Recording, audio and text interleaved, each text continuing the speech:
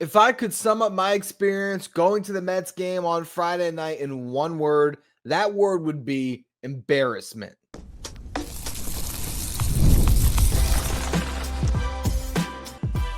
You are Locked On Mets, your daily New York Mets podcast. Part of the Locked On Podcast Network, your team every day.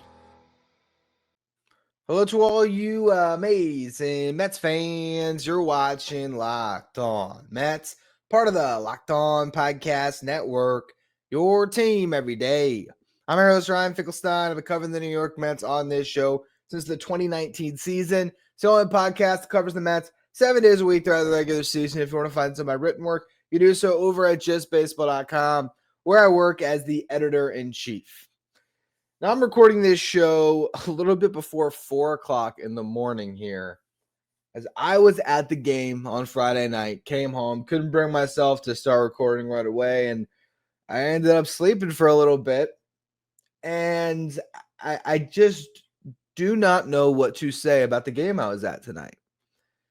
And I don't think it makes sense to do a ball-by-ball recap of the Mets' loss against the Marlins on Friday night. But I was there. I was one of the many that went down to Lone Depot Park despite the promise of embarrassment. And I say promise of embarrassment because this has been talked about for weeks now, if not months. The fact that the Mets were spiraling in this season and that it all ended in Miami. And any Mets fan who is of age enough to remember 07 and 08 felt like the Miami Marlins were going to ruin the Mets season at the end. And still, a lot of people went to the ballpark to support this team that, quite honestly, has not earned it on Friday night. The 2024 Mets, yeah, they earned your undying support and loyalty. The 2025 Mets, this team that has been one of the worst in baseball since the middle of June, that does not deserve to make the playoffs because the only reason they're in this position is the first 69 games of the season when they were getting contributions from Griffin Canning and Tyler McGill and Kodai Senga and Max Kranick and all these other guys who were part of the pitching staff that looked completely different than what we've seen unfold since. It's a version of this team that came together for 69 games. That was whatever it was, 21 games over 500, or I can't even remember the exact numbers at this point, that put this team in position to nearly back their way into the playoffs, and they still could. But the Mets lost on Friday night and the Reds won, and that means their fate, the fate of the New York Mets, is no longer in their hands. They can win these next two games, and if the Reds can beat a Brewers team that has nothing to play for, the Reds will go to the playoffs. I went to that game. I drove down to Miami, and it was pretty ominous when I was leaving my apartment that it was a monsoon, and a monsoon that really was only just, I guess, focated. That's a new word. That was focused just on my apartment, because I swear, just to get to my car, it was just I had to wade through water that was like ankle deep. I mean, I threw a poncho on to make it from my apartment to my car in the parking lot and got drenched. Come drive out of the apartment, still nothing but rain. By the time I got to the highway, the skies cleared up, and I'm like, okay. Is this it rained on your wedding day? Good luck. And it's funny because I tweeted something out about getting out of the house, and one of the comments on that tweet that cracked me up was someone said, raining on, if it rains, I said something along the lines of, is it good luck or bad luck that it was pouring? And someone commented, it rained. Rain's supposed to be good luck on your wedding day. It rained on mine. I'm divorced. And that really did set me off and crack me up. And watching this team, it's just one that you want to divorce from, to be completely honest. Not the Mets forever, the 2025 Mets. That, again, from being in that ballpark, embarrassed is the only word I could describe the feeling sitting there. Because You get to the game, you're fired up. You're like, all right, win 3 baseball games, and you get to erase all of the bad.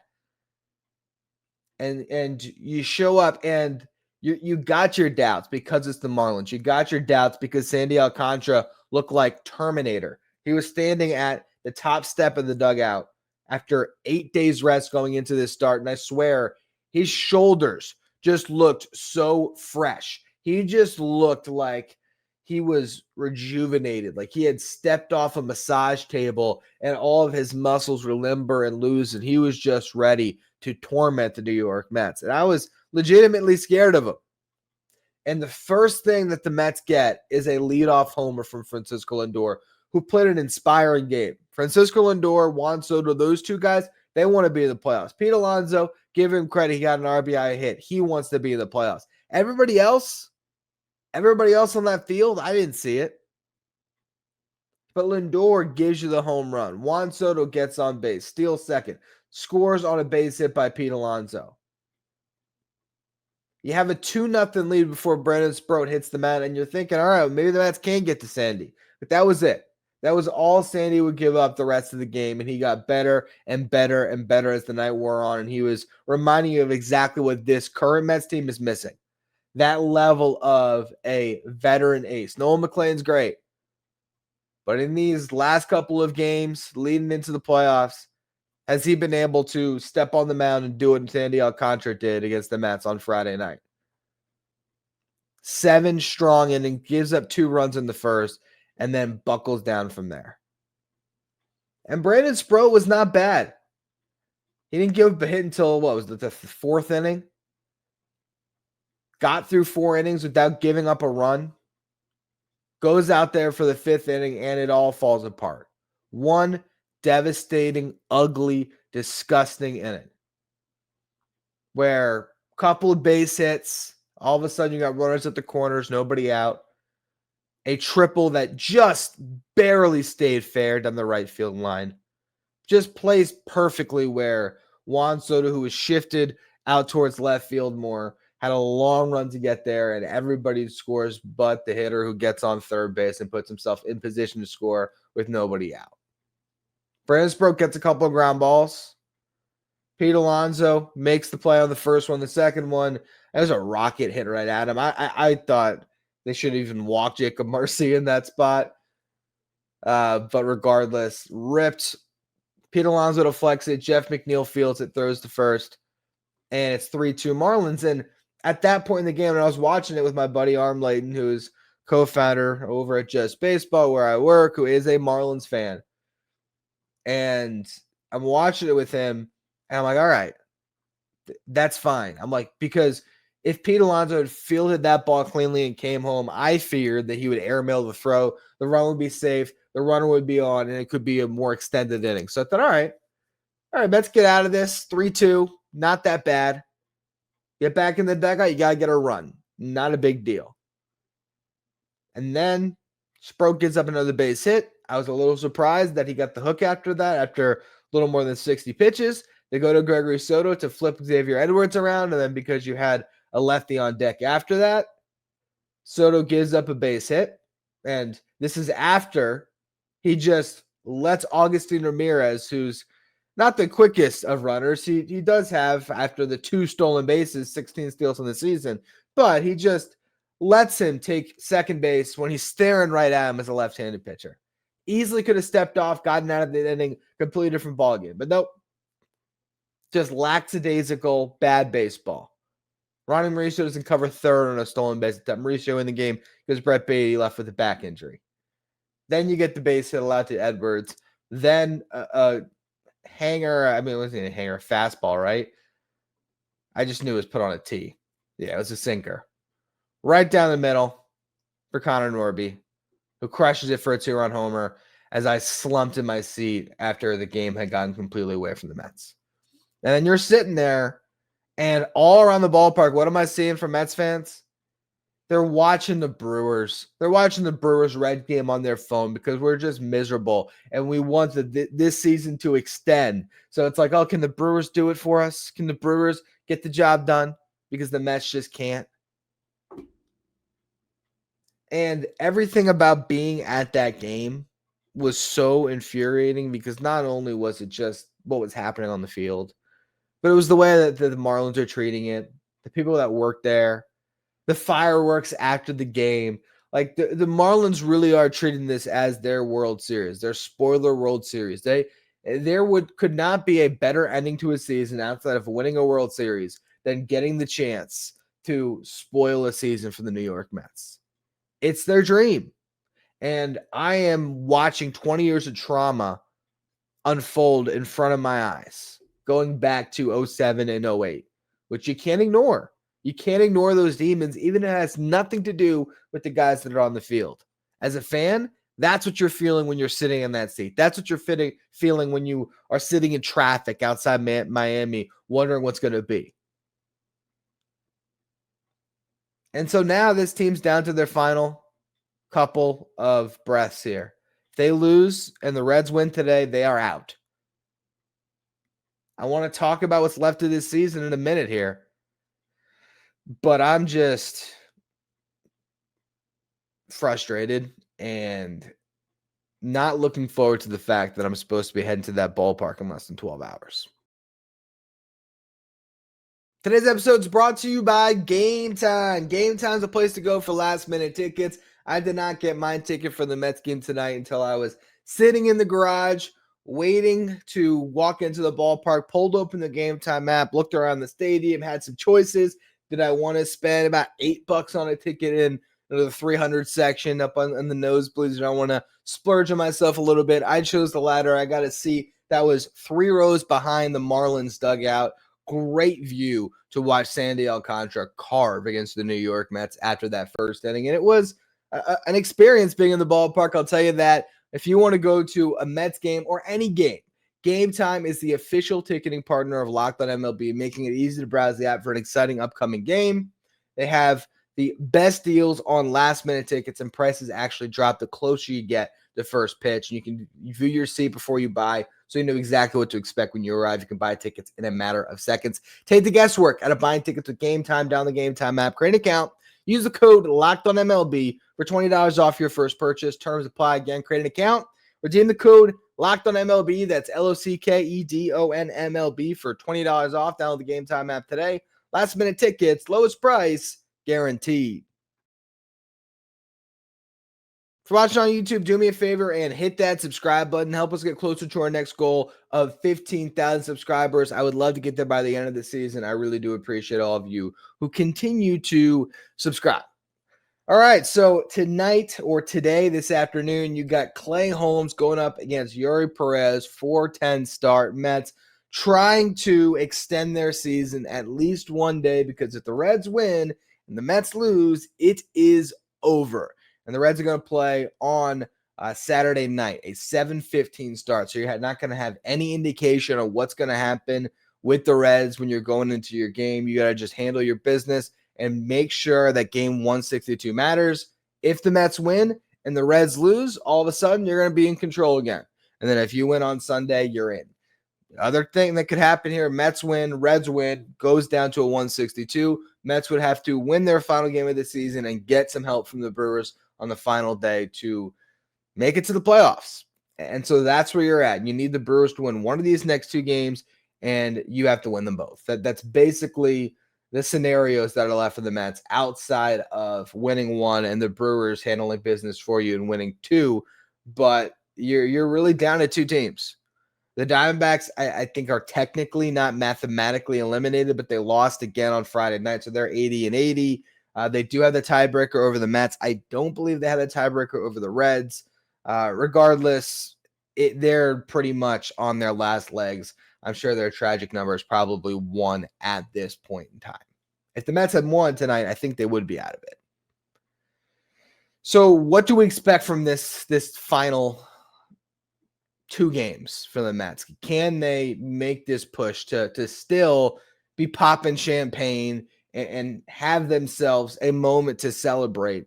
And then they can try to go into LA and beat a Dodgers team that does not look terrifying, does not look like the team of destiny this year. A Dodgers team that themselves kind of backed in a little bit They just have so much talent that for them backing in is still winning over 90 games, and their division, but just not the same type of Dodgers team we've grown accustomed to, where I'd say the Mets have no chance. Going up against the Phillies in a 5-game series, I don't think that this Mets team really has any hope. Can they, if they get in, shock the Dodgers and get into the NLDS? Absolutely. Once they're there, can they grab a game or two from the Phillies and make them sweat it a little bit? I think it's possible. But what's broken about this team can't be fixed enough that this team's going to all of a sudden win the World Series. I just can't believe that. As much as I am always the optimist trying to get you to believe in tomorrow, how do I get in front of a camera and say anything about how this team still has it in them when I just watched the Marlins want it more? That's what was so frustrating about that game, is it just did not look like the Mets were playing a game with their back against the wall. Francisco Lindor, yes. Juan Soto, yes. That's about it. I mean, give Pete Alonso credit for an RBI hit, but he also had some ugly at-bats in that game. And you roll Cedric Mullins back out there because you can't just play Tyrone Taylor every single day coming off a hamstring injury, which I get it. But then I don't know if there was a better option than Cedric Mullins. I don't know if sticking Acuna in center field for the first time this season would have been better, or putting Jeff McNeil, who's clearly just wearing it. I mean, he is.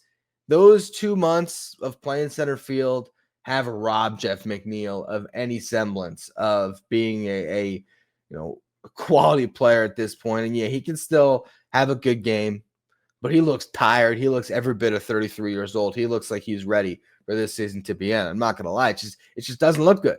So Jeff McNeil being in center field, would that have helped? Could you have gone with Brandon Nimmo in center and Starling Marte in left? So that keeps Mullins out of the game. Who knows? But it's just another little mini microcosm of the season that your best bet was to throw Cedric Mullins out there.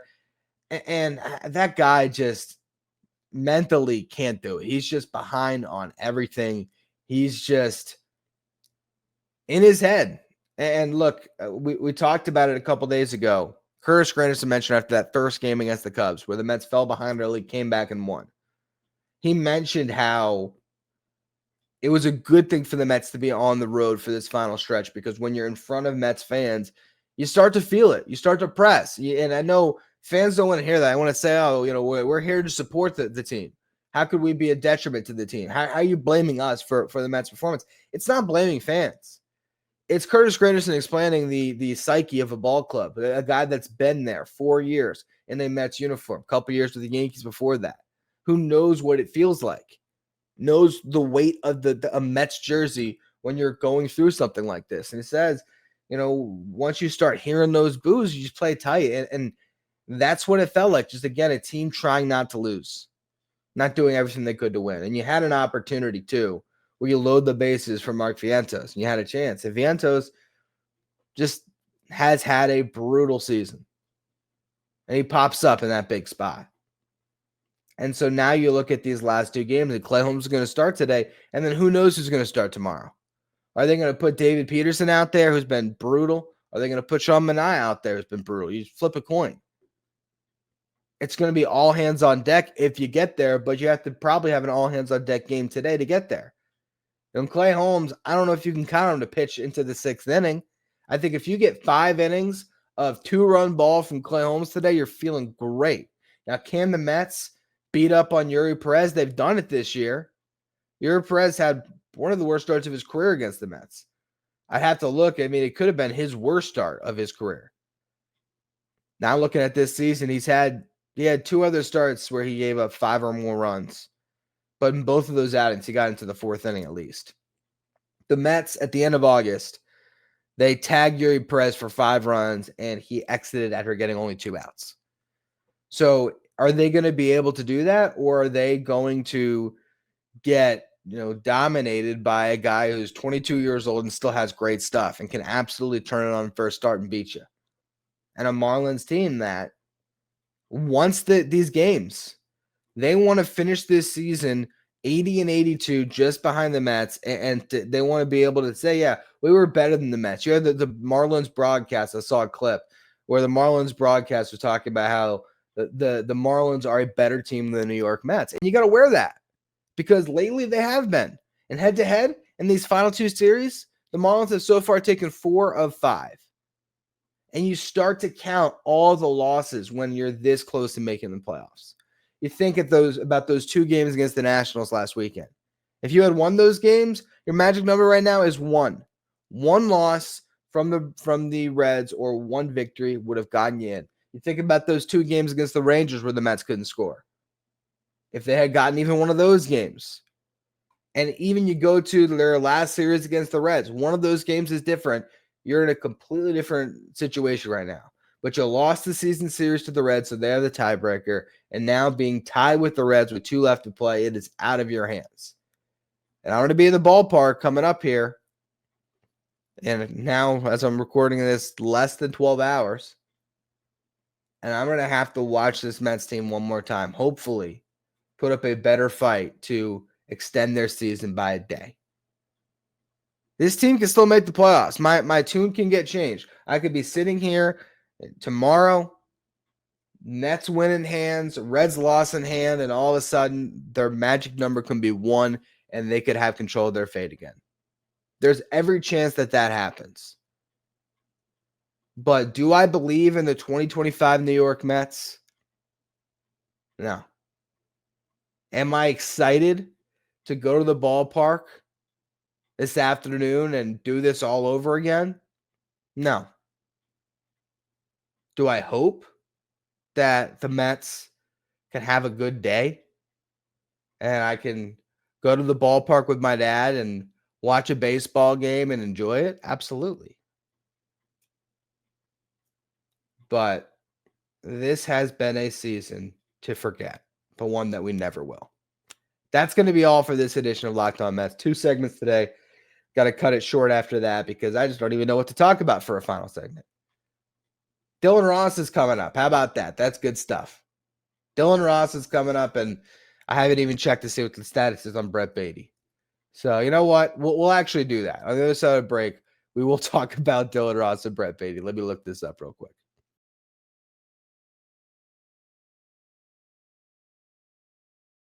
If you're an everydayer that always tunes into the show, make sure you become a Locked On Mets insider. This is our texting service where you get updates from me anytime news breaks in the Mets. You can ask me questions anytime. Take part in our Locked On Mets sign photo giveaways and get the lineup graphic sent to your phone each day so you know the starting lineup without ever having to go on social media. If you want to be a Locked On Mets insider, find the link in the episode description or go to subtext.com/Locked On Mets. Well, now I'm looking up and seeing the news on Brett Beatty is an oblique injury.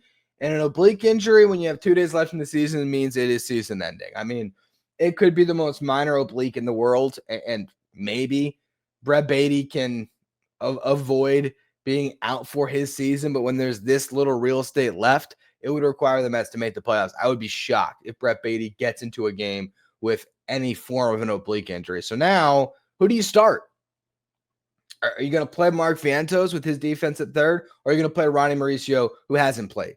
And this goes back to my biggest criticism of David Stearns this year. Because anyone who's been listening to the show knows when the trade deadline happened and the Mets picked up Cedric Mullins. I said, all right, well, it makes sense to me that Ronnie Mauricio is going to AAA. Because how are you going to find playing time for Brett Beatty, Mark Vientos, and Ronnie Mauricio if Jeff McNeil is now going to play a lot more second base? And my thought process was Ronnie Mauricio has never played third base every day. So you send him to the minor leagues, you let him play third base every single day, let him hit all the time, let him hit against left-handed pitching because he has really struggled as a right-handed batter. So there was developmental gains to work on. And you could have preserved your option of Luis Acuna. You would have expended your final option on Mauricio, but you could have held on to an option on Acuna for next season, kept a speedster off your bench that could have helped you win a game or two in August more than Mauricio was because he just was barely playing. And then if something ever happened, Ronnie Mauricio would be in a rhythm to be able to step in and be your starting third baseman. Now, Ronnie Mauricio has gotten how many at-bats since the trade deadline? My guess is less than 50. He had 33 at-bats in August, 7 at-bats. 7 at-bats in September. He's had 5 pinch hitting appearances, and then he got into the game for 2 at-bats on Friday night. And in those 7 at-bats, he is 1 for 7 with a walk. So now Ronnie Mauricio completely cold, has no rhythm whatsoever. Are you turning it over to him? Are you playing Mark Vientos at third base and DHing Marte? That would be my guess. It's probably the best thing that they could do, even though Vientos has been pretty brutal defensively. But I think that's still probably a better option than throwing Mauricio out there when he just has no rhythm to his game. At this point, my guess is Jared Young somehow finds his way back on this roster. That would probably be the most logical addition. I don't think that the Mets are going to use this as an opportunity to say, oh, let's get Jet Williams up here for 2 games, which I'm sure Mets fans would love, but I don't think that that's really realistic. It's probably Jared Young. You're probably starting Mark Vientos at third base, and you're probably DHing Marte, and that is what you're going to go with, trying to save your season. And obviously Tyrone Taylor should be good to go to play center field, and then everything else would be pretty much the same as what we saw tonight. That would be my guess. Dylan Ross is going to come up, and Kevin Herget likely is the name that he will replace in the Mets bullpen. So now you get a chance to get a glimpse at a 25-year-old flamethrower reliever that had a great run through Syracuse. Really did have an awesome season. He is the relief pitching prospect I think you're most excited about at this stage. A 1.69 ERA in AAA. He started the year in high A. He went through Binghamton for a little bit and then ended up with 32 innings in Syracuse, pitching to that 1.69 ERA. Bunch of strikeouts, definitely has some walk issues, but throws the ball hard, has a really good splitter. I believe it's a fastball splitter cutter is his 3-pitch mix. Don't quote me on that, but I'm pretty sure that's what we're looking at here. And the guy's been going 2 innings a lot in Syracuse. So another option for the Mets in this all hands on deck type game where they're going to have to just throw anything at the wall and see what's going to stick here. I do feel better about Clay Holmes than I'm going to feel about whoever starts on Sunday, though. So the Mets have that going for them. And then we just see it. They live to fight another day. There's really not much else to say about it. Hopefully the Brewers can do the Mets a solid and win on Saturday night. Hopefully the New York Mets can handle their own business and they can grab their fate back in their own hands, and maybe they do something special on a game 162. But I'll tell you, that Marlins team, they're going to fight them tooth and nail all the way down to the wire here. They're not going to just give up on these games. This is a Marlins team that has a competitive spirit to them that wants to be a contender next year. And this weekend to them is a playoff weekend. And so you'll see how the Mets can respond to it. One last thing I'll say about this team and being there. The lack of identity, the lack of togetherness, it's evident. And part of that is just dealing with so much losing. It's hard to manufacture that sense of team if it just hasn't been there. But I think sometimes it's just not your year. And I think the perfect example, look at the Braves. On paper going into this season, everyone had the Braves right there with the Mets and the Phillies as some of the top teams in the National League. For the Braves, it broke down a lot earlier than the Mets, but sometimes it is just not your year. And we will dissect every bit of this team in the offseason because I'll be doing shows 5 days a week the whole way through.